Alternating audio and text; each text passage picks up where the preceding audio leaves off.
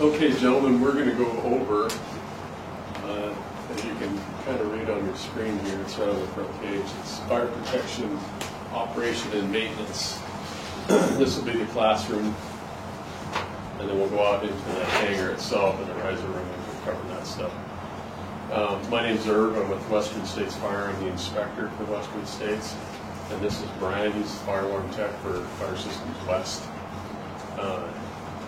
So if you folks have any questions, feel free to stop us at any time. You can't ask too many questions. I know you guys are pretty well versed in this stuff, but we're just going to cover it, most of it like, some of it like you're not. I'm not going to cover a chamfer switch control valve or, or like that. You guys know what that is. Some of the stuff, may be a little new to you, so again, don't hesitate to ask. Okay, this is mainly for the fire department here, talking about the high expansion foam and putting water on that foam once it's discharged in the event of a fire. That foam is there for a reason.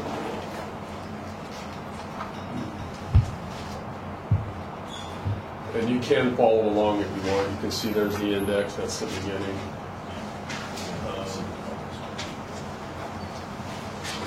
System checklist prior to startup.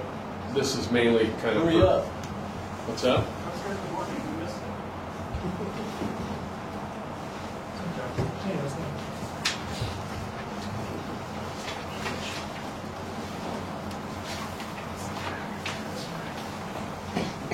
Is everybody there?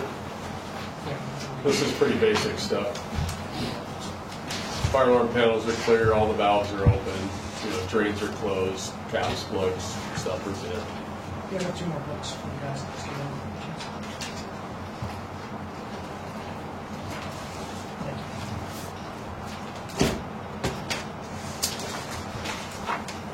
This is pretty much basically for our stuff. This is when we do this initial startup. So we're going to scroll down to, here's our shutdown. Okay, so normal shutdown. Shut down a sprinkler system by closing control valve. Closing control valves will indicate a tamper's trouble alarm on the fire alarm panel. You guys know that. Open the main drain. So that's more or less just the shutdown if you have to, that. Like I was telling the first group this morning, and we can go over it out there. When I show folks this stuff, the main thing to do if you have an inadvertent trip is primarily the first 2 things is close the control valve that supplies water to the system. Number 2 is open the drain. So close 1, open 2. A lot of times I'll actually label those valves 1 and 2. Close 1, open 2. Shut it off and get the drain open to get it empty. That's the biggest thing. We'll go over all of this out in the riser room. We'll deal with fire pumps, shut down the pumps, which control valves you're actually going to close. We'll continue that up there. Fire pump checklist. Prior to startup, we're going to cover that out in the shop, out in the riser room.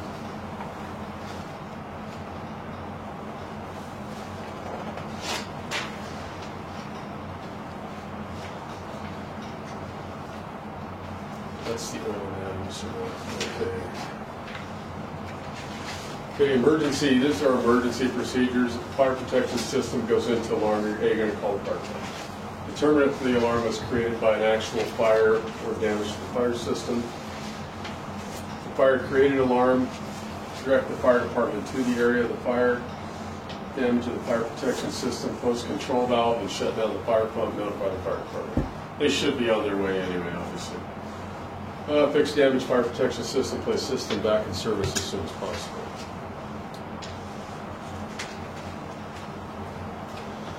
Okay, product index. This is the part where we have all this. It's not in your book. It's part of the O&M manual. Let's get past this.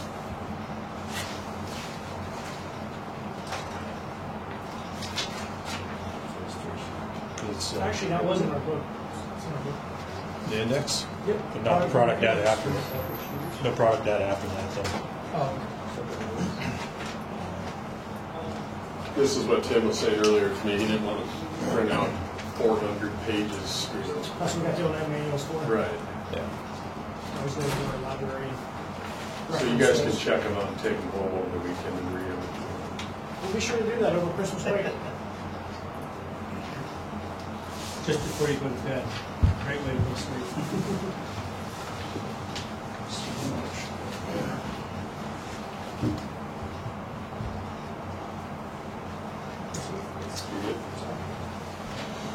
Okay, recommended inspection and maintenance schedule. You guys have a current list of NFPA pamphlets in your shop? So you will have all of this stuff in your NFPA 25 and NFPA 20. This will all be in there.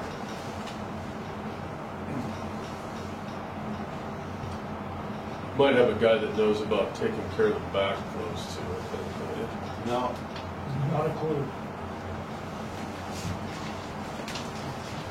Okay, this is the one that's probably, are you guys dealing, you guys have a lot of foam out here already, so you're fairly We familiar don't have a with whole this. lot. We have some, getting a lot. but we're getting more Yeah. as time goes on. You guys doing routine, like sending it in yearly to be tested and all that stuff? Yeah, well, we're in that dilemma where it's same thing. We got that info for you. We can give that to you. Because the fire department. Yeah, we're like, okay, we got to do the sample, okay, what do we send? Then we should have dumped them out last time. We can give you the info where we send ours. Okay, but this is a breakdown of the recommended, whatever the activity is. You guys can see this inspection and the frequency and the NFPA 25 reference for each individual item.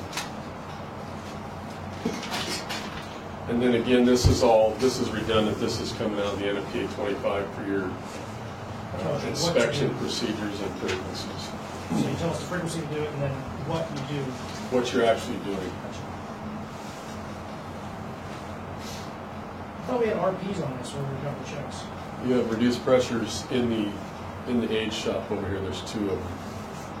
Yeah, this refers to double check obviously. Yeah. Because of the foam, you got RPs in there. Again, so we're just covering everything.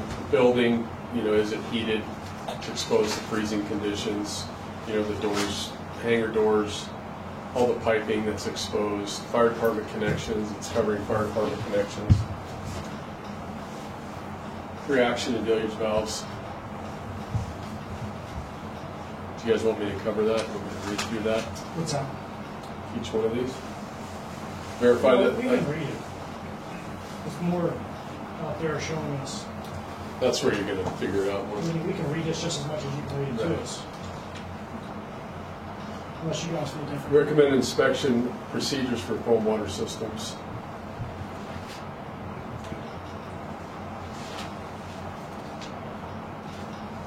And again, Joe, I will give you guys my card so you can get a hold of me about where to send Yeah, this. this is a little more elaborate than we're accustomed to. I mean, we have a couple systems. There's a lot more to this. Okay, here's the testing schedules for this stuff.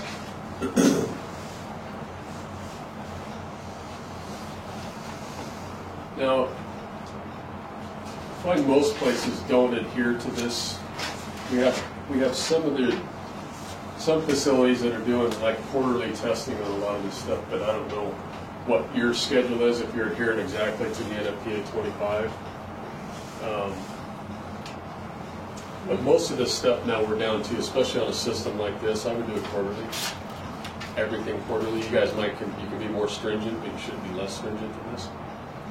So, but all of this stuff, testing your alarms, your main range, your flow tests, all your supervisory stuff like that. Supervisory, it says semi-annual here, but most places I do those quarterly. Water flow alarms. Some of the insurance companies that we deal with now, they only want those done semi-annual, but the code right here tells us quarterly. So That's kind of up to your schedule, but this is right out of the NFPA 25, and this again is minimum test requirements. We have a UFC that we're required to follow.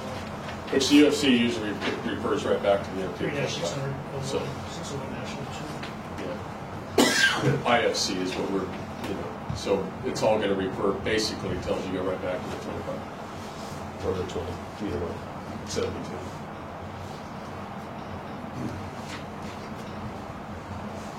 Okay, these are recommended test procedures for the main drain. Again, water flow alarms, how you're going to test those.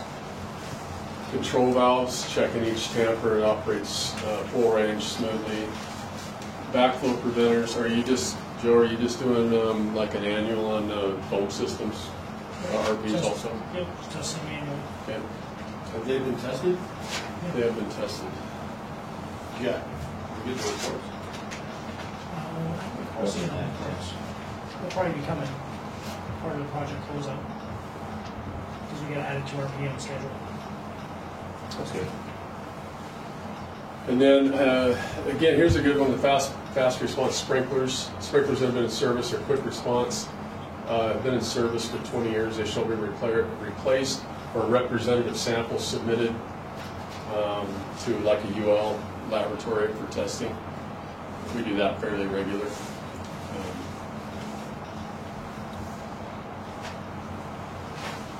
Recommended test procedure for foam water systems. Operational, okay, this is a good one. Operational test performance. Operational tests shall be conducted to ensure that the foam water system responds as designed, both automatically and manually. The test procedures shall simulate anticipated emergency events so the response of the foam water system can be evaluated. Response time. Under test conditions, the automatic fire detection system, when exposed to the test source, shall operate within the recommendations of NFPA 72. Discharge time. The time lapse between the operation of detection system and water delivery time to the protected area shall be recorded for open discharge devices. Discharge pattern.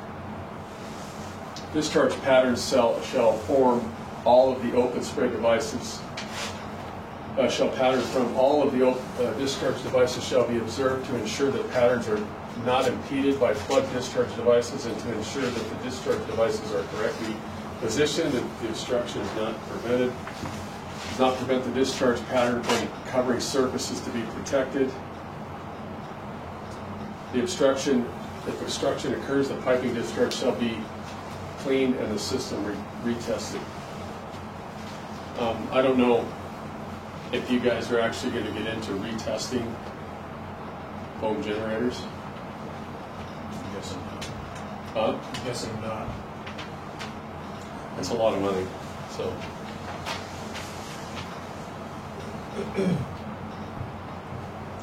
Again, recommended maintenance schedule. This is part of your foam systems. Most of these all cover, they're all about the same frequencies annually. Recommended procedures for, this is wet, just regular wet fire systems or dry fire systems. There's some pre-action. This is kind of redundant. Foam water systems, let's see if there's anything that's going to stick out here. Interior cleaning of parts and replacement or repair shall be permitted every 5 years for a valve that can be reset without the removal of the faceplate. So that's external reset valves, but you have mostly here is all external reset. So every 5 years you're required to break the faceplates open on those. That's part of your internal, that's part of your 5-year test anyway. You're breaking open pipe and faceplates and check valves.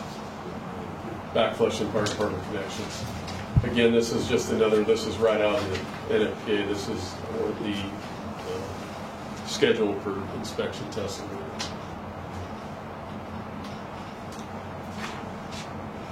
Tim's put in here recommended spare parts. These are just sprinkler heads. Spare heads. That's a requirement. It is.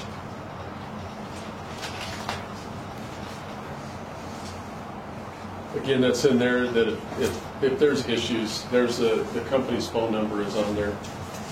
You know, like we told the fire guys last in the morning, I gave several of them my card and said, you know, don't hesitate to pick up the phone and call. Nobody is going to be put out. I know what it's like at 2 in the morning and you need help and nobody's there, and you got water running somewhere, and you just need someone to say, well, you know, don't hesitate to call. It's not a big deal.